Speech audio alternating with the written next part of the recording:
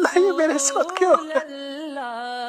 اس دنیا میں سب سے بہترین شخص وہی ہے جس کو اس بات کی سمجھ آ جائے کہ میرا اللہ اس کائنات کی ہر چیز پر قادر ہے، میرا اللہ غفور الرحیم ہے۔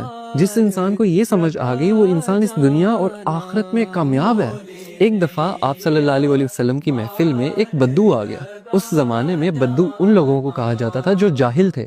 جب وہ شخص آپ صلی اللہ علیہ وسلم کی محفل میں آیا تو اس نے پوچھا کہ آپ صلی اللہ علیہ وسلم آخرت میں حساب کتاب کون کرے گا؟ تو آپ صلی اللہ علیہ وسلم نے فرمایا کہ آخرت میں تو حساب کتاب اللہ کریں گے۔ تو اس بدو نے دوبارہ پوچھا کہ اللہ کریں گے حساب کتاب؟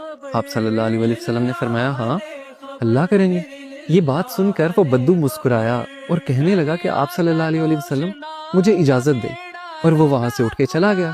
اب کچھ صحابہ جو اس محفل میں بیٹھے ہوئے تھے ان کو اس بات کی سمجھ نہیں آئی۔ وہ اٹھے اور انہوں نے اس بدو کا پیچھا کیا اور اس سے جا کے پوچھا تم آپ صلی اللہ علیہ وسلم کی محفل میں آئے ہو، تم نے سوال کیا ہے کہ آخرت میں حساب کتاب کون کرے گا؟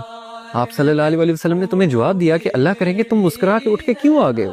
تو اس بدو نے مسکراہٹ سے کہا کہ اگر اللہ تعالیٰ نے آخرت میں حساب کتاب کرنا ہے تو اللہ تعالیٰ تو بڑا غفور الرحیم ہے، وہ تو مجھ سے میری ماں سے زیادہ پیار کرتا ہے۔ کیا میری ماں مجھے جہنم کی آگ میں جلا سکتی ہے؟ جب میری ماں نہیں جلا سکتی تو وہ رحیم و کریم میرا مالک میرا اللہ مجھے کیسے جہنم کی آگ میں پھینک سکتا ہے؟ تو وہ صحابہ آئے آپ صلی اللہ علیہ وسلم کے پاس اور بولا کہ آپ صلی اللہ علیہ وسلم اس طرح ہم اس بدو کے پیچھے گئے تھے، اس نے یہ بات کی ہے کہ اللہ تو بڑا رحیم ہے۔